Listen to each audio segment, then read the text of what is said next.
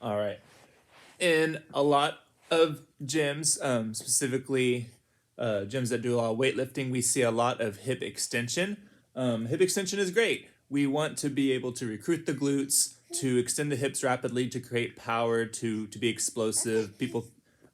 Common movement is power cleans, deadlifts, barbell squats, um, lunges, glute bridges. The list can go on. So hip extension is great, right? But there's another element we want to consider, and that's hip flexion, knee flexion, ankle flexion. So extension and flexion, two important parts of our body. So whenever my hand is like this, it's extended. Whenever it's like this, it's flexed. So this can also apply to whenever we are taking steps, when we're running, like we are alternating between flexion and extension.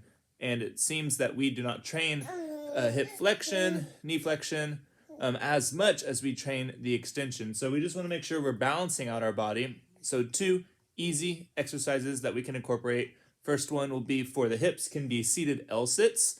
That puts our hips in a flexed position, targets the hip flexors, helps us run better, helps us have better posture as well. And then what was the knee flexion example, Sam? Do you remember?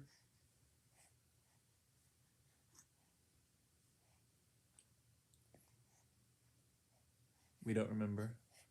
Let's demonstrate an L-sit though. So for hip flexion, you can be simple as sitting on the ground, lifting 1 foot at a time.